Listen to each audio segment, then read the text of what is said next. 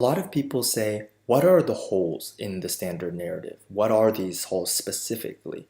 I'm very thankful that Dr. Shadi Nasser of Harvard University just published his new book, The Second Canonization of the Quran, which points out a lot of ways that the facts and the Islamic sources themselves point out some discrepancies with what a lot of Muslim leaders claim in terms of the preservation of the Quran. So this is from chapter 1 of his new book, The Second Canonization of the Quran, which was by Ibn Mujahid in 936. Connected with this theme and approach to the Qur'an are several arguments I am making in this book.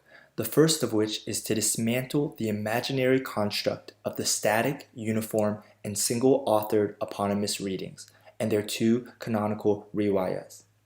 I will argue that this construct, namely a well-defined eponymous reading transmitted through two rawis, such as that of Warsh and Nafi or Hafs and Asim, was retroactively developed in order to suppress the extent of the variance, unify the eponymous readings as much as possible, and create the illusion of an ideal, unadulterated transmission of the Quran between the Prophet and the eponymous readers.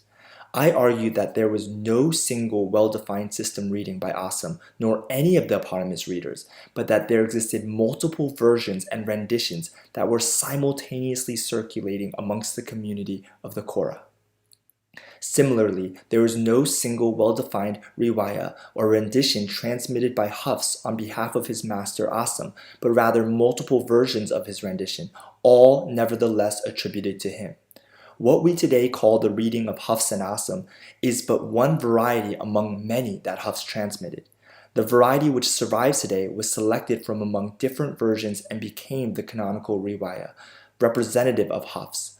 Thus, neither Asim nor Hafs and neither Nafi nor Warsh recited and transmitted one version of their system readings. What is Dr. Nasser saying here? He's saying that this whole idea that the eponymous readings and the whole system is static and constant and uniform is a later invention, right? It really was not the reality, and it was retroactively later on people tried to create that narrative to make it seem like, we had this perfect system that went from the Prophet down to the eponymous readers. And why did they retroactively do this? Well, Dr. Nasser says himself, they did this to suppress the extent of the variance and to unify the eponymous readings as much as possible and create the illusion of an ideal, unadulterated transmission of the Quran between the Prophet and the eponymous readers. So it was to suppress the variance, suppress the extent of the variance, to unify the readings, and to create an illusion being something that is not actually true.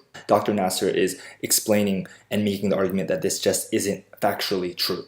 So I included the text of this paragraph in the description below. You can copy and paste different selections of it and share it as you're having conversations and seeking Islamic clarity with Muslim friends and interlocutors. Make sure that you cite where we got it from. I included the citation down below too, Dr. Nasser's book. Definitely check it out if you want to. It's available on Brill. A lot of really awesome content there. Thanks so much, guys, and I hope to talk to you guys later. Bye.